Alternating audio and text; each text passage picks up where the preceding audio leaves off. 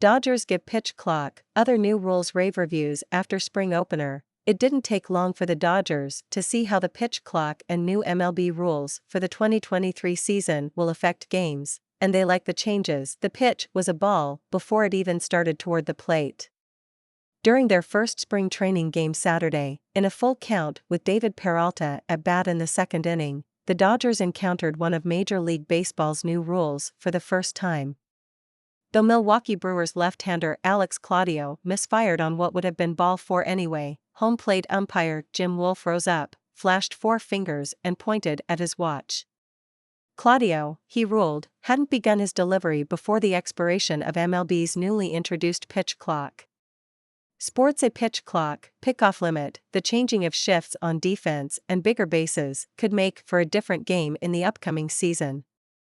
Therefore, even if the throw had been right down the middle, Peralta would have been awarded first base. It was different, Peralta said. But I got the walk.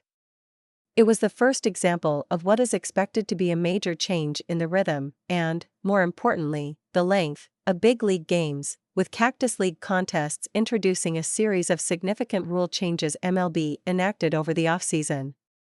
Starting this season, infield shifts have been banned, forcing teams to keep their infielders on the dirt and put two on either side of second base.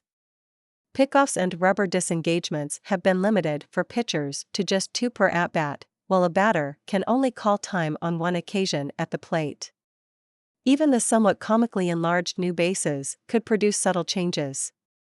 When you see the huge extra-large pizza box, it's easy to hit, Peralta joked about his experience Saturday running the bases.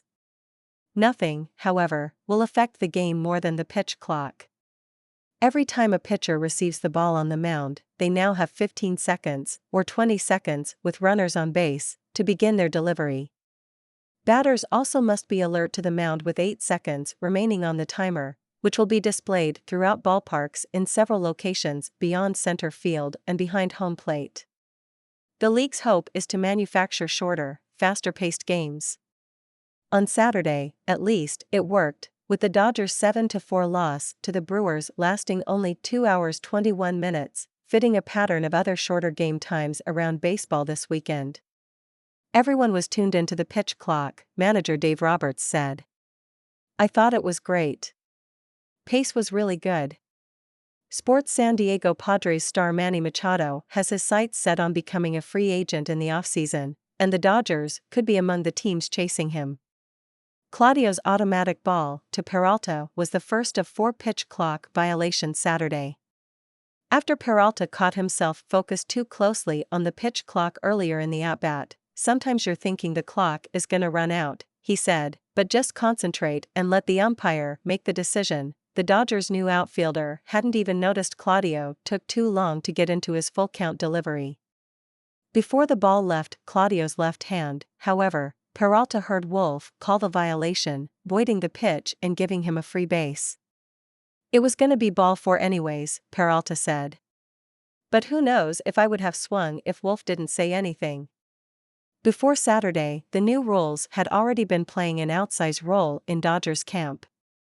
The team stationed clocks near the bullpens and had coaches keeping track of players who need to quicken their delivery on the mound or set up at the plate. 2 early candidates, Julio Urias, who surpassed the pitch clock limit 4 times in a simulated game Thursday, and J.D. Martinez, who on several occasions Saturday waited right until the 8-second mark to turn his attention to the pitcher. Major League field coordinator Bob Jaron has been spearheading much of the Dodgers' rule adjustment efforts. He has held several on-field conversations with groups of players at Camelback Ranch, and on Saturday talked to umpires about rules all the way back to the clubhouse post-game. Third base coach Dino Ebel has been reminding the team's infielders of the new shift rules, yelling out more than once this camp that they can't start a pitch with even a heel on the grass, or a foot on the wrong side of second base. A little weird not seeing 3 guys on the right side, left-handed hitting first baseman Freddie Freeman said. That's how it looked when I was coming up. Now, 13 years later, it's going back to that. There are still some questions to be addressed. Freeman wasn't sure Saturday how long he had to put on his protective base running equipment at first base. Roberts also agreed that the condensed time between pitches could be more complicated during regular season games, especially when signs need to be relayed from base coaches to their hitters. Dodgers after a dream resurgence last season, Tracy Thompson has even bigger goals in mind for 2023 as he also prepares to play for Britain in the WBC. Nonetheless, to this point, the rules have been more of a novelty than a nuisance. During Thursday's simulated game, Max Muncy celebrated a ground ball single through the right side of the infield, the kind of well-struck roller that was often gobbled up by shifted infielders in the past. "Yeah," Muncy shouted while clapping as he pulled into first base. "No shift." That attitude permeated to Saturday, with the new rules receiving more rave reviews from Dodgers coaches and players. "I think they realized that it wasn't as big of a deal as we talked about," Roberts said, which is a credit to them.